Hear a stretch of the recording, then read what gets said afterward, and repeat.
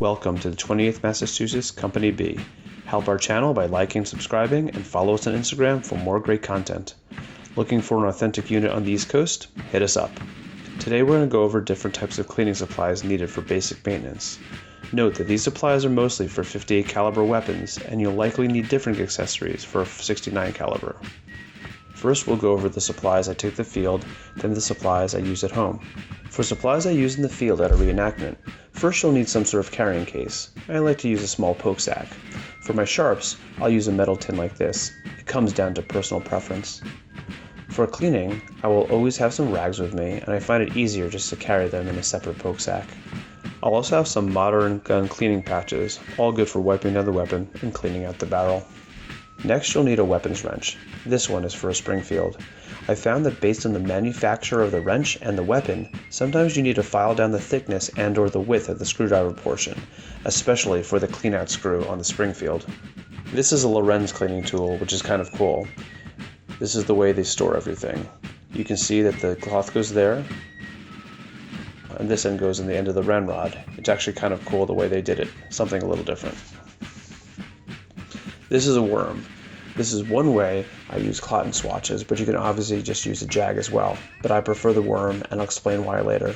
But again, both are meant to go on the end of the ramrod or cleaning rod to clean the barrel. I really like this. This is a scraper.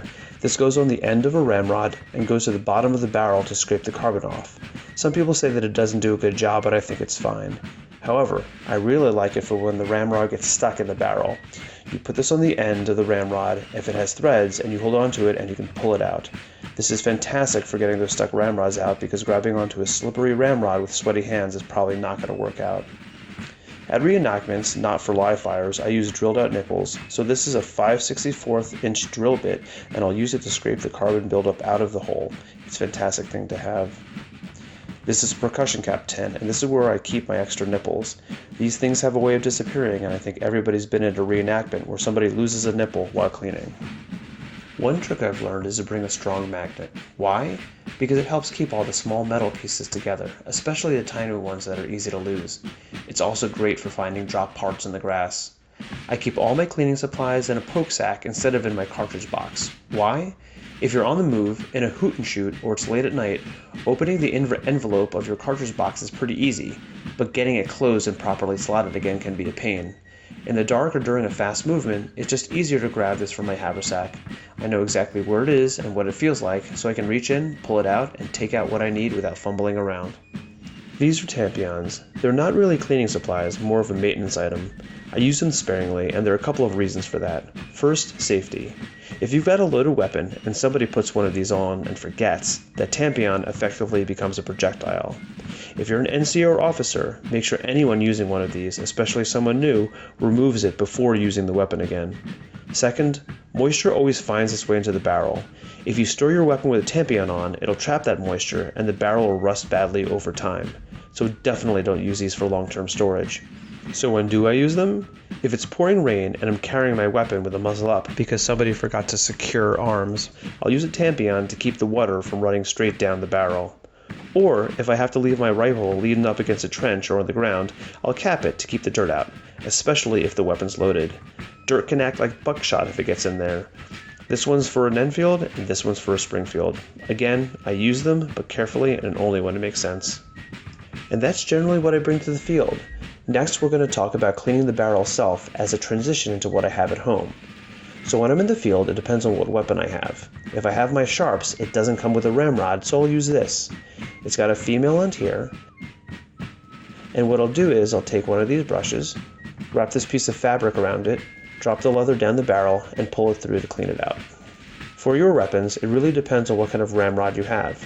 This is an Enfield ramrod. It's got threads on one end, and it has a slot for patches on the other. So this is really good. The British knew what they were doing, and you don't need anything else to clean your barrel. This is an 1842 Springfield ramrod, and as you can see, this side does not have a slot, though it does have threads on the other side for accessories. Keep in mind that not all ramrods are created equal, and if you have a 69 caliber weapon, you may need to get a conversion piece and have different accessories than a 58 caliber weapon. You'll obviously have ramrods in the field, but at home I use a dedicated cleaning rod that comes in sections for easy storage. It also allows you to change the length of the cleaning rod.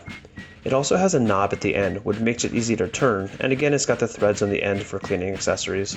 Here are a few of my barrel tools. These are all for a 58 caliber weapon, but remember, you need to get separate ones for a 69 caliber weapon. I like the first one for final cleanout. I don't use this wire brush in the bore, but I do use it to scrape off external carbon and grime. Just a note, it will take off bluing and will scratch things. And lastly, this nylon brush just for the kind of middle line work. Here are some pipe cleaners and a small screwdriver.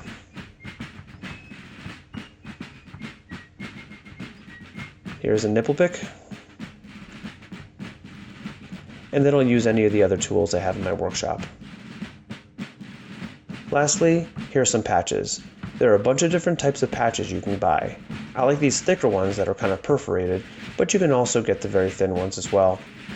And one more thing before we get into the chemicals. I like to use makeup applicators for liquids such as linseed oil and stain. Now on to the cleaners. First up, this is rotten stone. It is period correct and essentially a natural abrasive powder. You get some water, you use a rag to make a paste, and then you polish. I don't bring this to events because I've found that most events have fires, and cold ash is just as good for polishing. This is 3-in-1 oil, and I put a light coat of it on all metal. I just use a small dab and rub it in with my finger. That will help protect the metal from rusting. Everybody knows Ballistol. It's used for cleaning and it's some really good stuff. I don't use WD-40 unless I have to free up a seized nipple or screw, but it's good to have on hand. For wood, if you have any gouges and scrapes, this is Laurel Mountain Forge Antique Wood Stain, and this matches the stain that I have on many of my weapons. Just use the makeup applicators, dab, and wipe off, and it will help conceal some of the damage. Just make sure you use the right color. For anything leather, like your sling, neatsfoot oil is key. Neatsfoot oil deeply conditions and softens leather and restores moisture. It can darken lighter shades of leather like a new sling, and it can also increase water resistance, aiding in preservation. I like to put in a little spray bottle and use a rag to treat all of my leather equipment. Next up, linseed oil. Linseed oil penetrates the wood, providing a protective and conditioning effect, and works to prevent moisture from penetrating the surface. I recommend you treat your weapon with linseed oil when you first receive it, whether from the manufacturer or from a defarb, as well as after events. And last but not least, I won't bring this to the field, but I'll use gloves, especially when dealing with neatsfoot or linseed oil and stain. And those are all the supplies you'll need for a basic weapons cleaning, so let's go ahead and get started. I hope you enjoyed this video, and we'll see you next time. Fa-a-bala.